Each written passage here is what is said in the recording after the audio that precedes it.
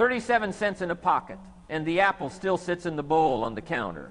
Easy to eat, easy not to eat.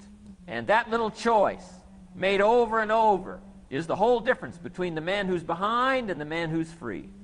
Let me tell you what I learned about that, because it cost me 6 years to find out.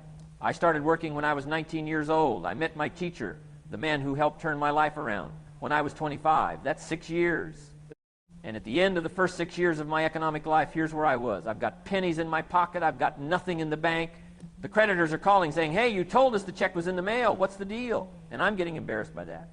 I'd made a lot of fancy promises to get married, big mouth me, and I'm way behind on those promises. Now, listen, I live in America. I'm a 25-year-old American male. I've got a nice family, every reason to do well, and I'm messed up. And here's the part that ought to get your attention, my friend, because you might be sitting where I was sitting. If somebody had asked me back then, Mr. Rohn, how come you're not doing well? It would not have occurred to me to blame myself. No, I found it much easier to blame the government, much easier to blame the tax problem. The top tax rate when I first started paying taxes was 91%. So I used to say, taxes are too high. I used to blame the traffic. I used to blame the weather. I used to blame the company policy. I'd say, if this is all they pay, how do they expect a man to do well? I had a whole ragged list of reasons. And the list was long, and the list was good, and the list kept me poor. Then the miracle happened for me. Good fortune came my way. And who can explain good fortune? I don't know. At age 25, I met a very wealthy man. His name was Mr. Schoaf, Mr. Earl Shoaff. And a few months later, this wealthy man took a liking to me, hired me, gave me a job, and I spent the next 5 years in his employ. He coached me. He taught me. He taught me the books to read. He taught me the disciplines. He taught me the changes to make in my language and my personality. And one day early on, he sat me down and he said, well, Mr. Rohn, let's just go through a little summary here. He said, in the last 6 years, how much money have you saved and invested? I said, what? Zero. He said, you have messed up. Then he said, how many books have you read in the last 90 days? And I said, what? Zero. He said, in the last 6 months, how many classes have you taken to improve your skills? And I said, how many? Zero. He said, Mr. Rohn, you have messed up. Now, don't miss this, because here is the discipline almost nobody does. And it's the reason a good man can work hard for years and still have pennies in his pocket. Schoaf said, here's the secret, Mr. Rohn. Learn to work harder on yourself than you do on your job. Once I got that, it turned my life around. He said, if you work hard on your job, you'll make a living. If you work hard on yourself, you can make a fortune. And I want you to chew on that tonight, because here's the thing. If you'd have known me at age 25, you'd have said, Jim Rohn's a hard worker. I'm the guy. I don't mind coming a little early, staying a little late. I don't mind that. So somebody would say, well, he's a hard worker. How come he's got pennies in his pocket and nothing in the bank and he's behind on his promises? And here's the answer. I was a hard worker, but I was working hard on my job and not on myself. That's the discipline. Working on yourself. And almost nobody does it. Now, why is that? Why would a thing that simple, a thing that's free, a thing available to every single person in this room, go undone by so many? Because it's easy not to do. That's why.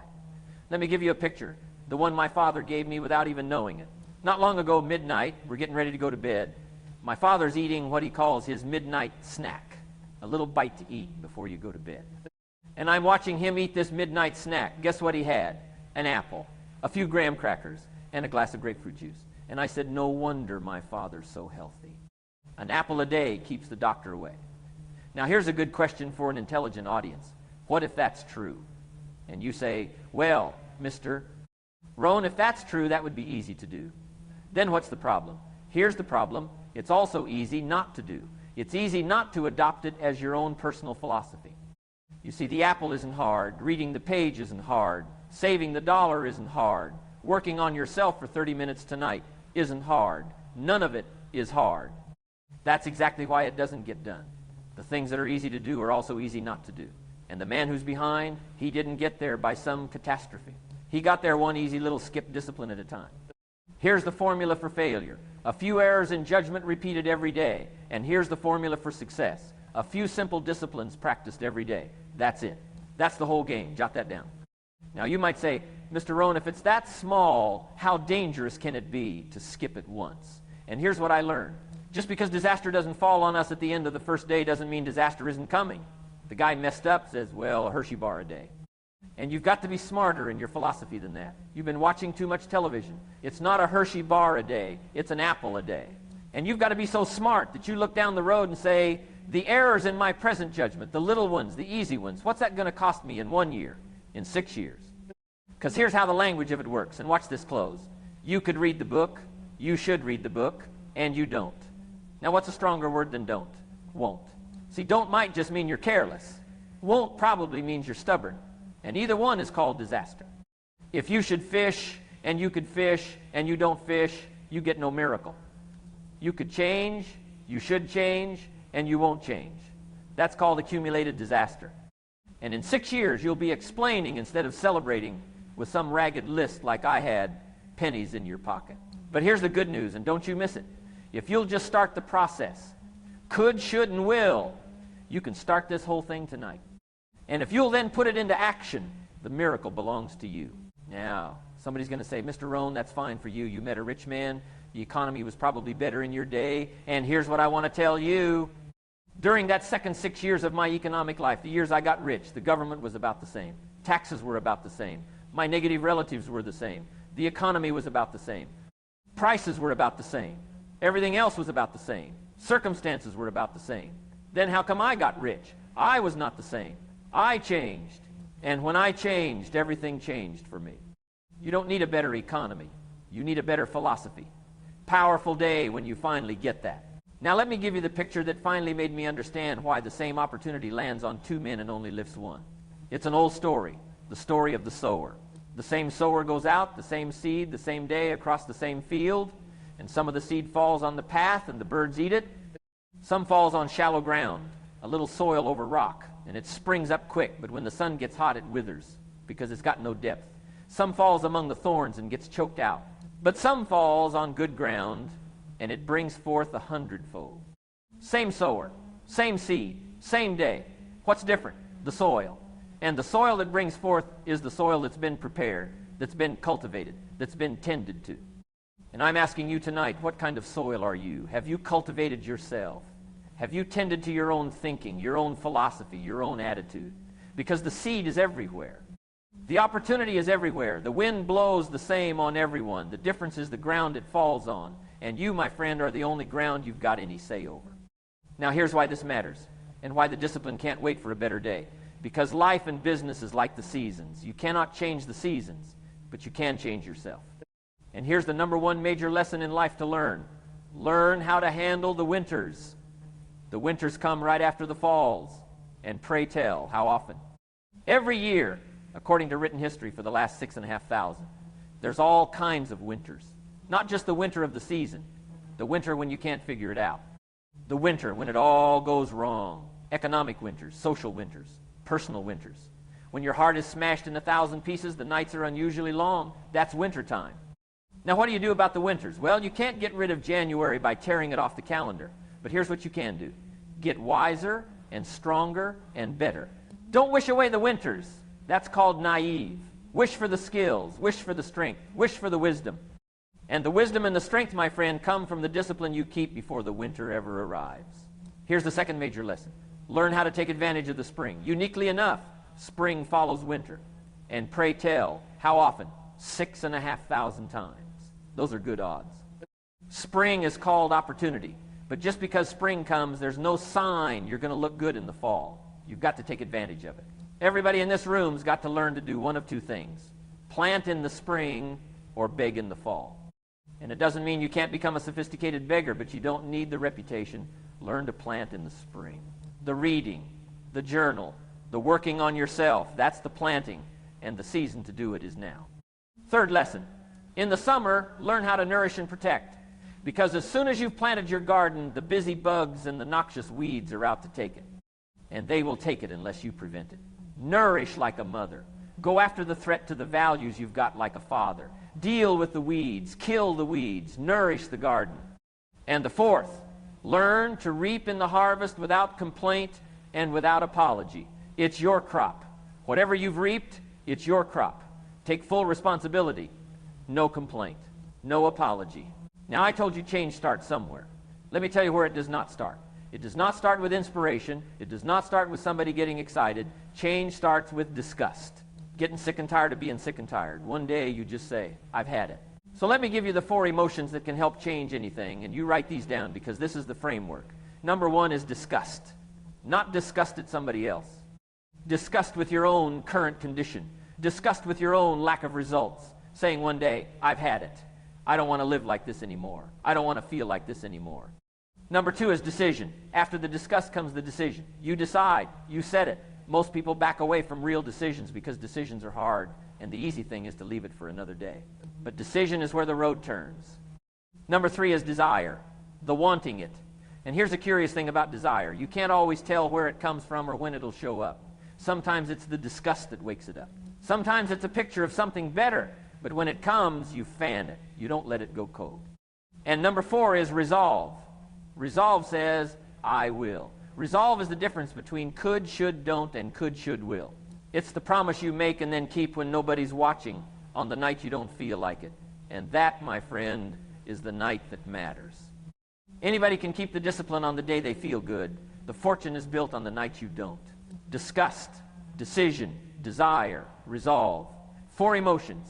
Powerful day when those 4 show up together. Now let me hand you the disciplines themselves. The small free ones almost nobody does. The first one I already gave you. Work harder on yourself than you do on your job. Here's the second. How many books have you read in the last 90 days? You see, here's what it says in the ancient script. As a man thinketh, so is he. And here's the corollary. The book you don't read won't help. The wisdom of the world is sitting on a shelf, available, ready to change your life and change your future. And the man who's behind hasn't read a book in 90 days. Now you might say, Mr. Rohn, I can't afford some grand library. And here's what I told myself. Doesn't matter the size of your home. Take your present apartment, clean out a closet, call it your library, and start acting intelligent. The book costs you a few dollars in an evening. That's all the discipline costs. And it's exactly why almost nobody pays it. Here's the third discipline. Keep a journal, Schoaf said. Mr. Rohn, not only be a student, but the good ideas that you develop. Keep a separate journal. Write all this stuff down. He said, don't trust your memory. If you listen to something valuable, write it down. If you come across something important, write it down. I used to take notes on torn-off corners and the backs of old envelopes and restaurant placemats, and they all ended up thrown in a drawer. And found out the best way is to keep a journal. One of the things I've been known for around the world now for 39, 40 years is keeping a journal. And here's what it's for, primarily. Collecting good ideas. Good ideas for your health. Good ideas for your business. Good ideas for your future. And here's the fourth. Study how to live well. Schoaf gave me this one and it changed me. He said, Mr. Rohn, if you're getting your shoes shined, and the shoe shine boy's done an exceptional job, one of the world's all-time great shines, and you go to pay him, you've got a little change in your hand. And a question pops in your mind. Should I give him 1 quarter or 2 quarters for a tip? Here's what Schoaf said. If 2 amounts pop in your mind, always go for the higher amount and become the higher thinking person. Because, he said, if you go for the 1 quarter, that'll affect you the rest of the day. The rest of the day, you'll look down, see this great shine, and say, I've got to be really cheap. 1 lousy quarter. But if you go for the 2 quarters, you can't believe the extra happiness you can buy for just an extra quarter. That's studying the art of lifestyle. That's learning to live well. Now let me tell you what happens when a man actually picks these disciplines up, because I watched it happen with my own eyes. A man walked up after one of my seminars. He said, Mr. Rohn, you've really gotten to me. I'm going to change my philosophy. I'm going to change my attitude. I'm going to change my life. He said, you'll hear about me. A few months later, I come back. He said, one of the things I decided to change was my relationship with my family. My wife and I have 2 lovely teenage daughters. I'm the only one that's given them trouble. They love to go to the rock concerts, and I'm always giving them trouble. They have to beg me for the money. I say, music's too loud. You'll ruin your hearing. But he said, after I left your seminar, I decided to change. One day I picked up the newspaper and I saw an advertisement. One of their favorite performers was coming to town. Guess what I did? I went down and bought the tickets myself, brought them home, put them in an envelope, and when I saw my daughters later that day, I handed them this envelope and I said, you may not believe it, but inside this envelope are 2 tickets for the upcoming concert. And he said, you'll be happy to know, begging days are over.